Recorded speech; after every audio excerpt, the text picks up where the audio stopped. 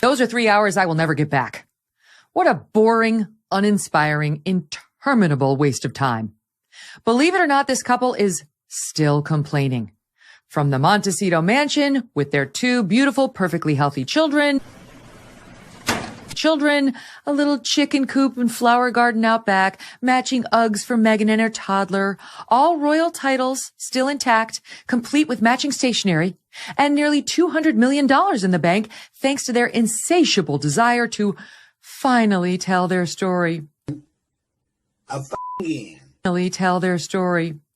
Like to Oprah, and on Spotify, and in New York Magazine, and in a memoir, and, well, you get the point. They have to do it, you see, because no one knows the whole story. The whole story. No one. This has always been so much bigger than us. No one knows the full truth. We know the full truth. The institution knows the full truth, and the media know the full truth because they've been in on it. Okay, so Harry and Meghan know, and the entire royal family knows, and the press, who informs the public, they know, and the guy at the Sunoco, he knows, and the waiter at Olive Garden, he knows too, and that's all that knows. No one else knows the full truth. So they have to finally tell it. Okay. And what is their chief complaint, pray tell? It appears to be that the press has occasionally been not nice to Meghan Markle. After months of ubiquitous fawning coverage that made her a household name, some then said nasty things, like calling her the C word, and the B word, and the other B word. And you know what, Meg? Been there. Quick reminder. Megyn Kelly's really biased. Come on now, dawg. Kelly's really biased against me. Do you really think she can be fair at a debate? Which set off a new torrent of tweets. 80,000 tweets directed towards Megyn Kelly. Broke it down to see what the most popular words. Crazy Megyn Kelly. Crazy, overrated. Crazy, overrated. Bimbo blonde. Bimbo Megyn Kelly. Hooker. Can't watch Crazy Megyn anymore. Donald Trump and his arch nemesis Megyn Kelly are making peace. Signs of a truce this morning between their Trump feud and apparently diffused. You met with Megyn Kelly today. How did that go?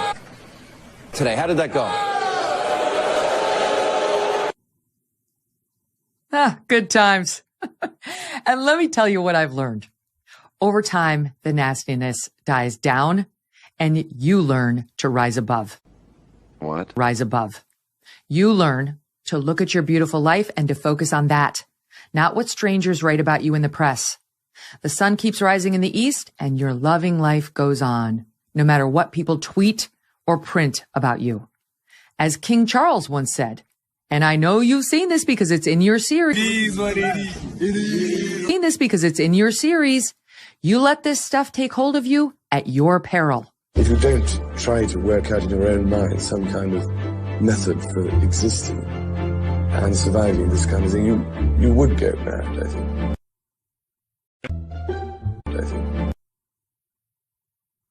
Obsessing over the negative pieces for 5+ years is another way to go. Constantly playing the victim despite the enormous gifts you've been given.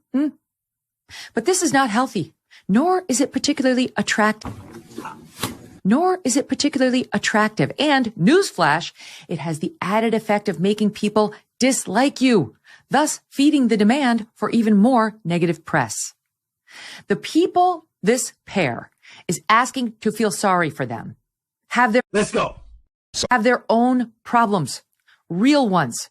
They live paycheck to paycheck for the most part. They have kids in public schools where they worry about depression or drugs and crazy teachers. They work all day. They're tired. They need a vacation that they're probably not going to get, and they don't have a closet full of designer dresses. Never mind stylists surrounding them for major black tie events, as we see in this piece.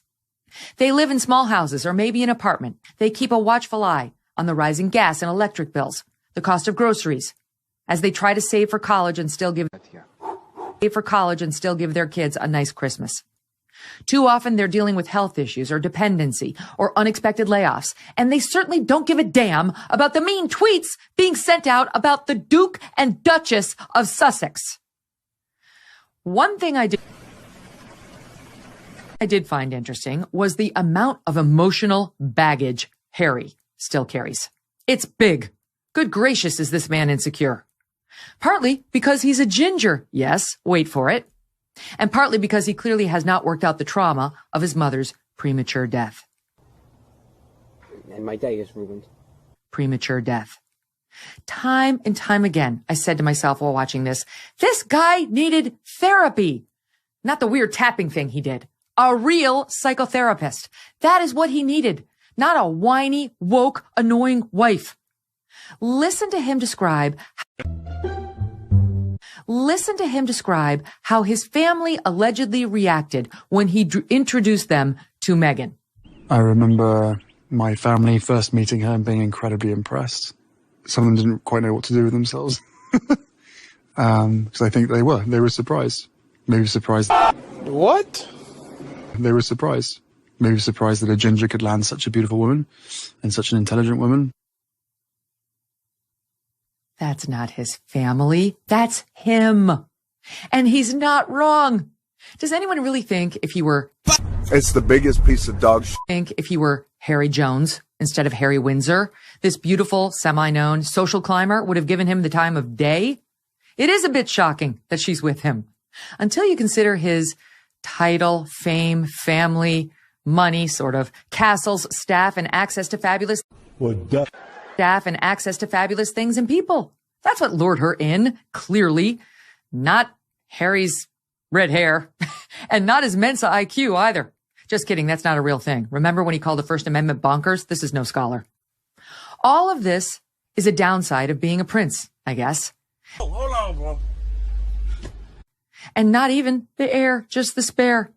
Honestly, though, it's probably also a downside of being a Gates or a Jobs or a Zuckerberg or a Beckham or a Brady.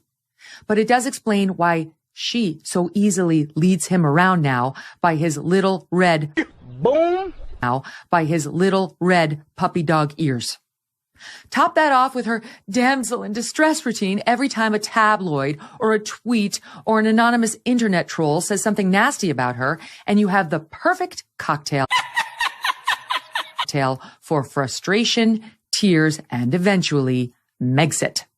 Here's Harry explaining how he was not going to let this become Diana 2.0. I accept that there will be people around the world who fundamentally disagree with what I've done and how I've done it.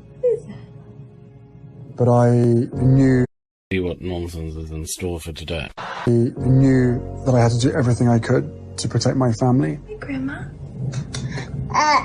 Yeah. Grandma. Especially after what happened to my mum.